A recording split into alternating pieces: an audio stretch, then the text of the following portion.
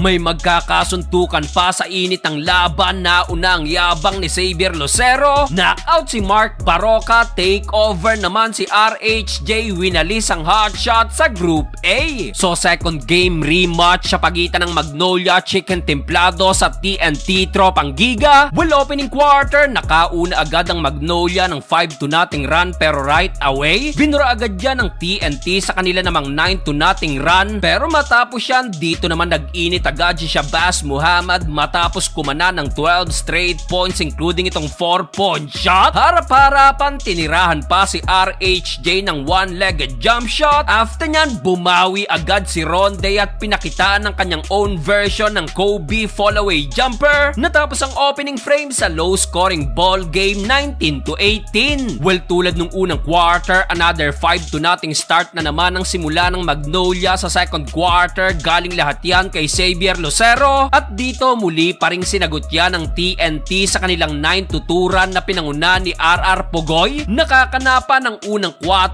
si RR pero binura agad yan ng numero 1 ngayon sa 4-point shot na si Jerick Ahanisi. Ikasampung 4-point shot na yan ni Jerick this Governor's Cup. Down the stretch nang mag-init naman si Calvin Optana na sumagot ng back-to-back 3-pointer. In transition, RHJ easy dunk or layup na sana, nagmintis pa sa play na to pero binawi din agad yan ni Ronde sa kanyang another fall away buzzer beater shot 40-36. Started the third quarter, shootout pa rin ang dalawang import, one-handed floater ni Shabazz Muhammad, binura agad ng follow-up slam dunk ni RHJ. After nyan, sumagot ulit ng 5 straight points si Shabazz Muhammad. Naiwanan nga lang siya ni Jason Castro sa play na to. Xavier Lucero naman, one-handed slam dunk mula sa napakagandang pasa ni Mark Barroca. Masyado daw maliit ang bantay na si RR Pugoy para sa rookie pero still dikit pa rin ang laban. RHJ naman sa kabila, binaby sa painted area si Lucero at De La Rosa. Nagkape pa sa area at natapos ang third period sa score na 60-64. Fourth and final quarter, finally TNT naman ang nagbukas ng 6-0